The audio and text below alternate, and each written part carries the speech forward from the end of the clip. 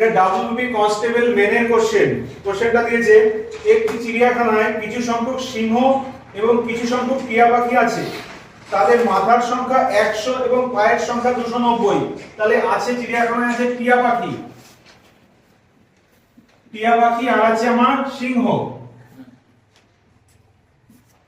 চিড়িয়াখানায় দুটো পশু আছে, এক আছে টিয়া পাখি আর এক আছে সিংহ।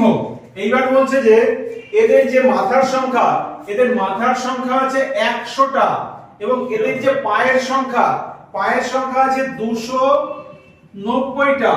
এবার আমাদের প্রশ্নে বলেছে সেখানে কতগুলি টিয়া পাখি আছে, টিয়া পাখির সংখ্যা কত হবে আমাকে সেটা বের করতে হবে। এই ধরনের অঙ্ক সহজে আমরা কিভাবে একদম ক্যালকুলেশন না করে করতে পারি দেখো।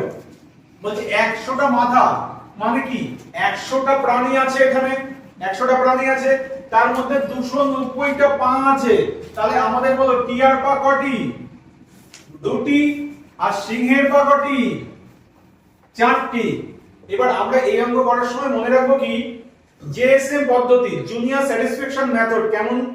এই যে সবচেয়ে ছোট থাকবে, দেখো আমরা সবসময় বাড়িতে কি করি, সবসময় ছোটদেরকে মানে মানানোর চেষ্টা করি, ছোটদেরকে স্যাটিসফ্যাকশন করার চেষ্টা করি।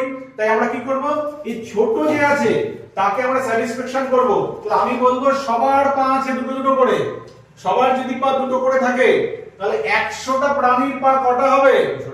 200টা পা হবে। তাহলে সবার পা দুটো দুটো করে থাকলে 200টা পা হচ্ছে।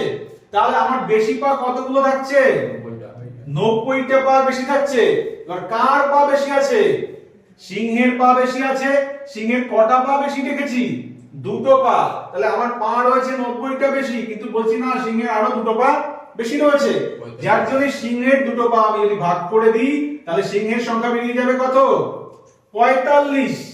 তো সিংহের সংখ্যা যদি 45 হয় 100টার মধ্যে সিংহের সংখ্যা যদি 45 হয় তবে টিয়ার সংখ্যা কত? তাহলে 100 থেকে 45 বিয়োগ করে দেব, তাহলে টিয়ার সংখ্যা কত হয়ে যাবে? 55। আর সিংহের সংখ্যা যদি পরীক্ষা দেয় 45। তাহলে এই অঙ্ক একদম সহজেই করা যায়।